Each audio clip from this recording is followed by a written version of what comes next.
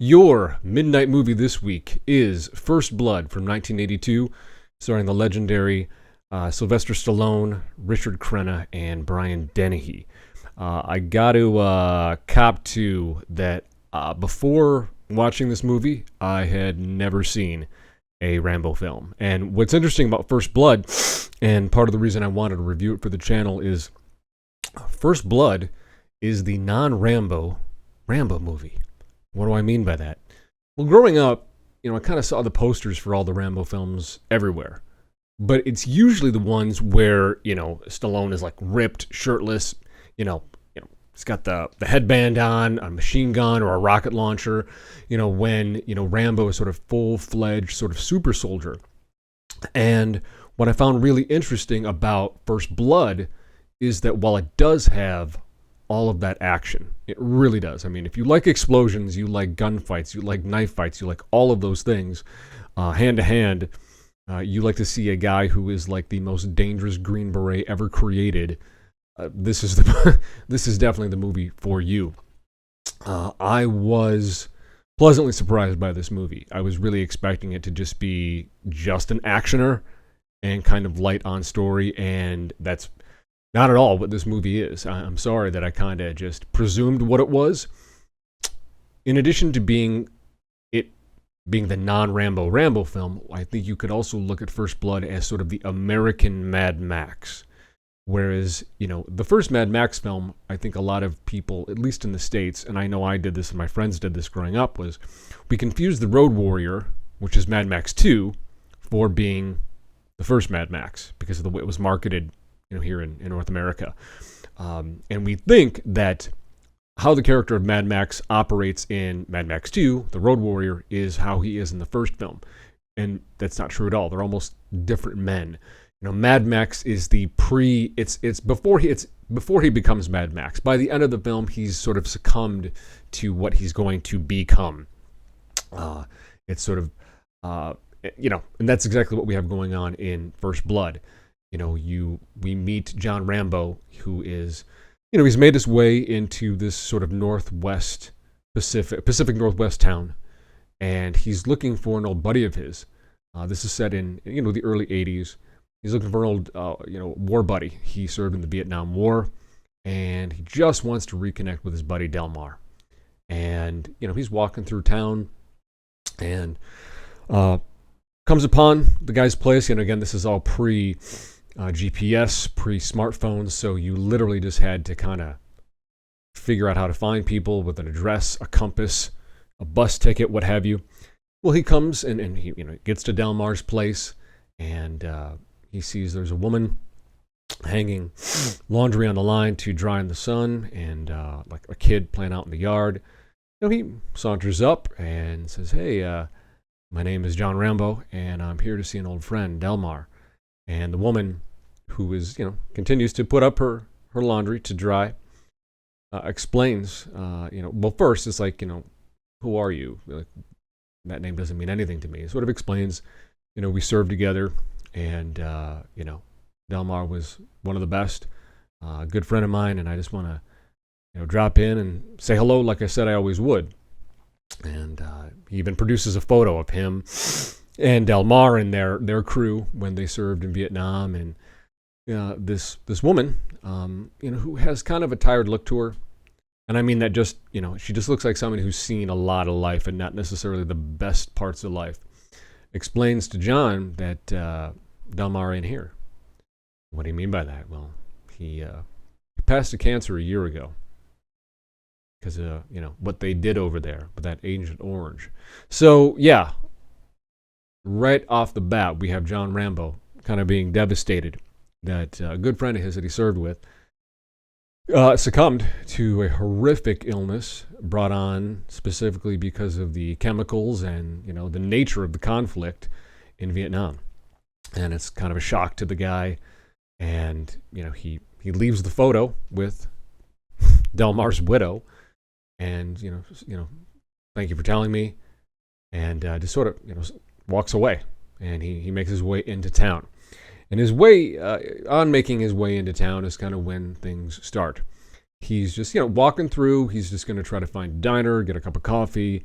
probably gather himself from this shock of one of his army bros having passed, and not just having passed before his time, but having passed in a real terrible way. And of course, he's just minding his own business, as a lot of people do. And the sheriff, Will Teasel, played just amazingly by Brian Dennehy, the great Brian Dennehy, rolls up on John and just starts assuming all sorts of bad things. He takes a look at the guy. Obviously, John, he's got his backpack. He's kind of got his, I'm not sure what you'd call it, utility jacket, jeans and, boots. He's kind of got his, the sort of man's maintenance mullet haircut, and just takes one look at this guy and says, oh, this guy's a drifter. Okay, we don't need those types in my town. And, again, just presumes the worst, as happens in life by law enforcement or just people in general. Somebody new comes along and, rather than look at people as human beings, approaching someone with just some type of universal respect and try to figure out, who and what somebody is and see if they're really trouble or not. He doesn't do that. He just presumes the worst of John and picks him up. So, where are you going? It's like, oh, I'm just trying to find a spot where I can maybe grab a cup of coffee, a diner or something. It's like, okay, cool, get in. And then Dennehy continues to drive down the street, and he doesn't stop. He keeps driving and basically drives past all of these, restaurants, diners, and John realizes, hey, I think the coffee's back that way. And it's like, yeah, I don't think you're doing coffee today. And basically Dennehy, Sheriff Will Teasel, massive dick, drives John out of town, basically drives him all the way out over the bridge to, end of the city limits. And so, we don't want your type around here. We don't need your type around here. So why don't you just keep on walking? And he drops the guy off, and John gets out, and instead of continuing to walk in the direction that the sheriff was driving him in, he turns right around and walks right back towards town. And of course, Dennehy, Teasel, doesn't like that, turns around and tries to block him. John isn't bothering anybody. He just wants to get a cup of coffee somewhere and gather himself. And Sheriff Teasel just will not allow that to happen. And that's when this conflict starts. So, of course, he arrests him, books him. When he brings him into the station, they're real rough with this guy. They have no idea that John Rambo is just a severely traumatized veteran. And not only is he a severely traumatized veteran, he's a severely traumatized veteran who is basically a trained killer, like a top Green Beret, a Congressional Medal of Honor recipient, just, top of the line guy. And of course, they're being way too rough with him. They're, they're like forcing his hands into the ink to get the prints and all that sort of stuff. And, he's pushing back because he's fucking traumatized. The inability for these law enforcement professionals to not see what they're doing. And again, this happens, you'd think maybe we need to train law enforcement with maybe more than just 9 months of, at the academy, whatever. Of course, they weren't doing that at this time. And, we really mistreated our Vietnam vets. We sent them to war without a choice. Ordered them to do terrible things, only to traumatize the shit out of them, bring them back, and then spit on them. So yeah, you can kind of see why maybe that wasn't the best course of action, and we should have been a lot more thoughtful about getting into that conflict to begin with, and sending people into a conflict that just didn't need to happen. Anyways, I'll get off my soapbox now. Sorry, guys. So they're roughing up John, and one pulls a gun on him, or I think at one point they pull like a bolo knife or something. He's carrying a bolo knife with him, and he snaps. He gets right back into Green Beret mode. He goes right back to fight or flight, because not only is he, a trained killer, he went through it, over in Vietnam. And yeah, he's punching guys and running around. Well, he manages to get out from being incarcerated there in the jail, and he's completely the switch is flipped, and he is right back into Green Beret mode, and he's hiding out in the forest. He's hiding out down by the river. And of course, these guys are, they're strapping up and they're ammoed up. And of course, they go after this guy, and he starts fucking these guys up. And not long after, these guys are getting their asses handed to him, Colonel Sam Troutman, who is played by Richard Crenna, who was, I guess, a quote-unquote friend and sort of mentor to John, shows up and says, hey, I've been hearing about some trouble you guys have been having here, and I don't know if you know it or not, but this guy you've been fucking with is a Congressional Medal of Honor recipient and a Green Beret. He is a walking killing machine. You might want to let me handle this, because we can do this the easy way or we can do this the hard way, and he will carve you guys up. And of course, Dennehy, being this, super ego bruised, jagoff, isn't listening to reason. And the more he and his men press on John, the more John just amps up and just, boof, they take 2 shots at him. He lobs a grenade. They go after him with some assault rifles, and he, blows up, I don't know, like an entire squad of guys. And it's what's so interesting about this movie. While the action is impressive, yes, there's fights, there's explosions. It's never gratuitous. It's never sensational. You see these really stupid guys who don't know how to deal with a man who's clearly been traumatized, a guy who was doing nothing but minding his own goddamn business, just continue to just lean into these stupid decisions, and John just reacting the way John would because of, how John has been built. And amongst all of this, you are getting flashbacks, which a lot of this is going to seem like very tropey, but this film really set the standard for sort of like the guy, the grizzled vet, the grizzled outsider who is dangerous, who doesn't want to be dangerous, who literally just wants to live a life, wants to be left alone, and the outside world won't let him. Those tropes, those beats came out of this movie. So some might watch this movie and be like, oh yeah, this is the formula. Well, the fucking formula came from First Blood. And while there is, again, the action, there are the fights, the explosions, and all that, which we want to see in a movie like this, it's never gratuitous, it's never sensational, but it is absolutely grounded in this man's pain, this man's experience, and just the indifference and hostility of the outside world just really coming at him. Not to ruin it, not to spoil it, and it really doesn't spoil it, but there's a moment in this movie where we get, it's a moment of exposure, a moment of vulnerability that I did not expect. And it's what made me love this movie. One, I was just annoyed from the jump that these guys were just messing with him for no reason. I am a very sort of basic, old school, small L libertarian, live and let live. Don't bother people. Don't make your life other people's business. Don't make your life other people's responsibility. We can all just live in peace. You do your thing. I'll do mine. We're cool. And so it offended that sensibility in me immediately that they wouldn't leave this man alone. I really hate bullies. I hate people that abuse power. Coming up, just, to get a little personal here, my dad left when I was 11 years old. My mother crawled into a bottle and never came out. And I was pretty bullied. The kids, the teachers at schools, even administrators sort of they can smell a wound on you. And I think there's people out there that when they smell the wounds on you, they smell that fresh blood, they just mess with you. And I could really relate to John. While I was not through combat, in so many ways, I was in a sort of psychological, emotional, spiritual combat through grade school, junior high, high school. Fuck, it's just, you can't escape it.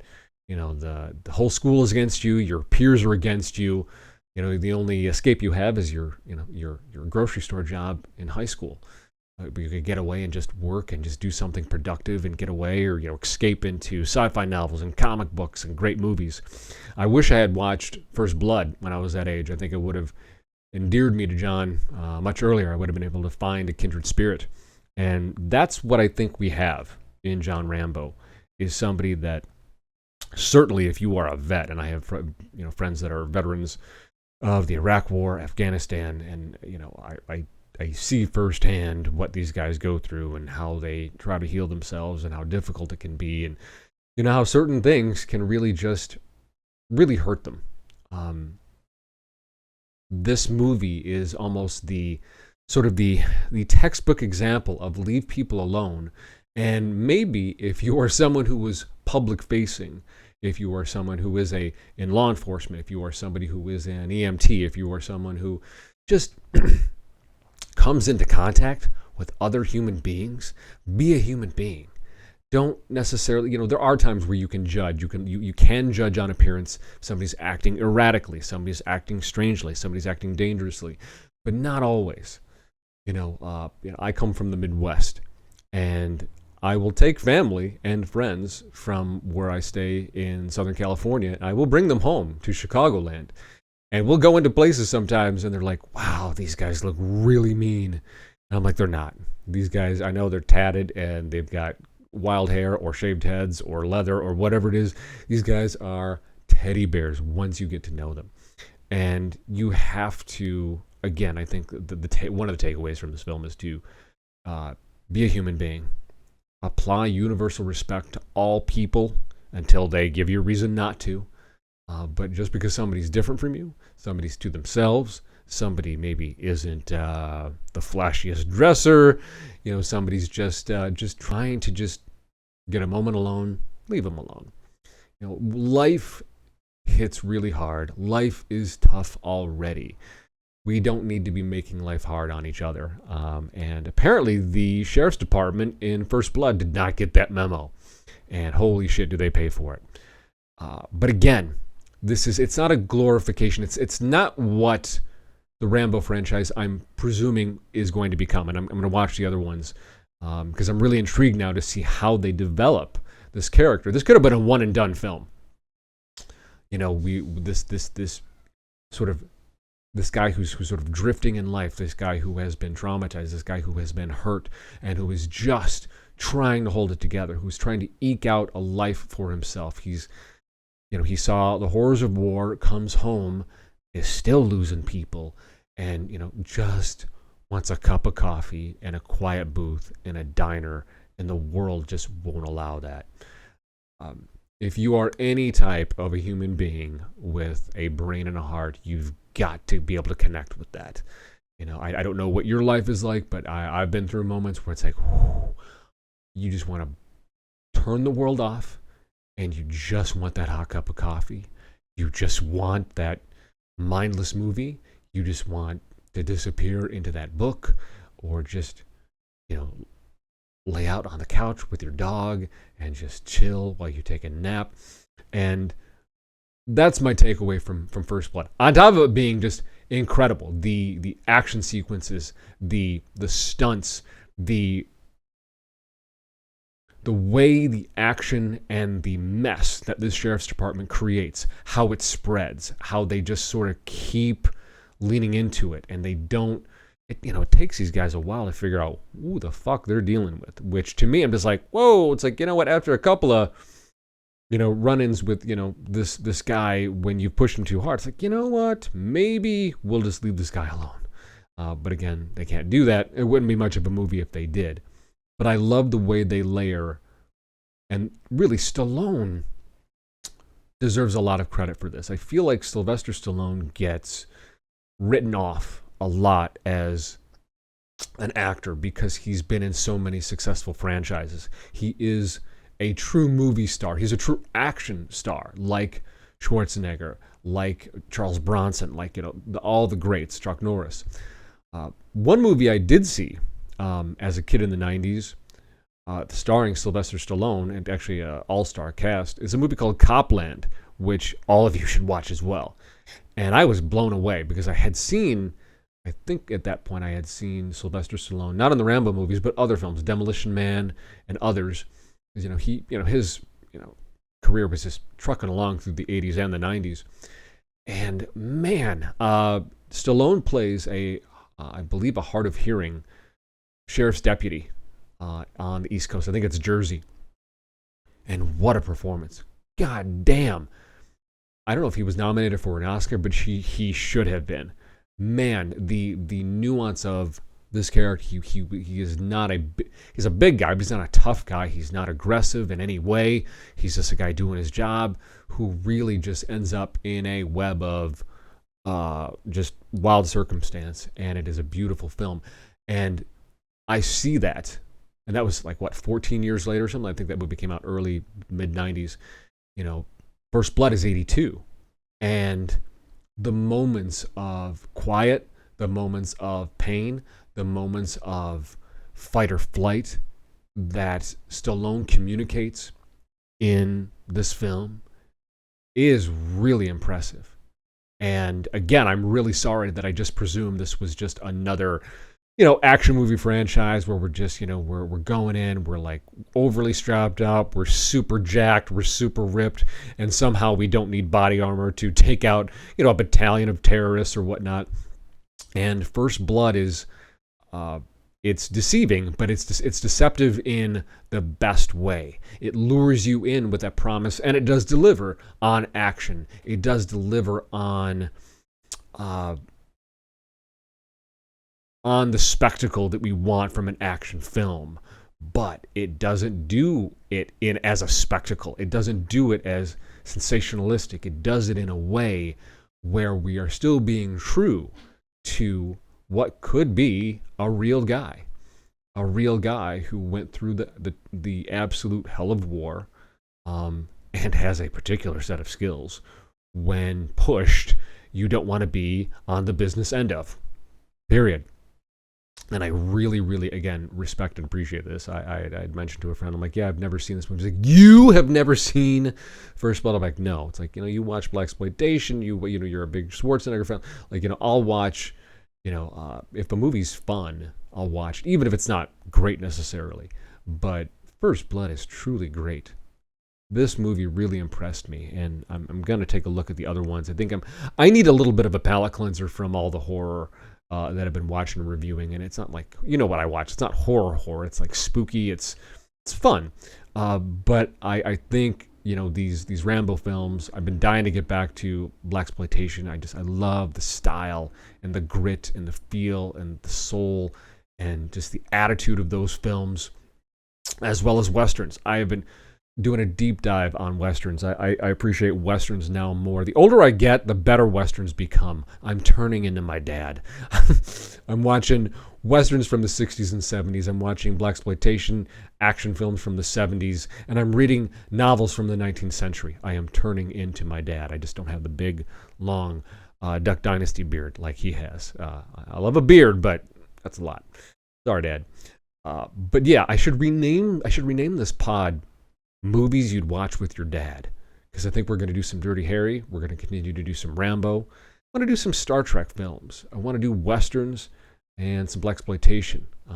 I want to call blaxploitation something else, except for the brothers at Blaxploitation 101, Black Death 101. I love those dudes. They are crushing it. You can find them on YouTube and Spotify. Shout out to you guys, doing great work. I feel like sometimes I should use a different word, like black action or black attitude films. Like they're just badass films. They really are. And we're going to talk about more of them, unless you guys tell me otherwise. I'm just going to continue to review movies that I just think are fun as fuck and people should watch, and that don't include any CGI and don't have any and have nothing but practical effects, and are just fucking gritty and real. That's what we're going to do for a little while. So yeah, speaking of fucking gritty and real, First Blood, 1982, Sylvester Stallone, Richard Crenna, Brian Dennehy. This movie I watched free on Pluto. Pluto is one of those smaller but sort of over-the-top streamers like Tubi. There's Pluto, there's Plex, and there's Tubi. This is, First Blood I think has probably been on all of them. if you're like me and you like, older fare, you like movies that just, were made from somebody with a point of view and a soul, made by, again, human beings, and, not just goddamn video games, with actors in them. And again, those can be fun, but it's what fuels my soul is stuff like First Blood. What fuels my soul is stuff like Dirty Harry and Black Caesar and Shaft and all that shit. I just love it. So if you know what's good for you, First Blood, 1982, let me know. What do you think? Am I in the ballpark on this one? Is this movie as good as I think it is? Is it a great action movie and a great expose of why we should leave people alone, how poorly we treated our Vietnam vets, and what a point of shame, but take a lesson from it. I don't know. You let me know in the comments below, and I'll see yous in the next one. Bye.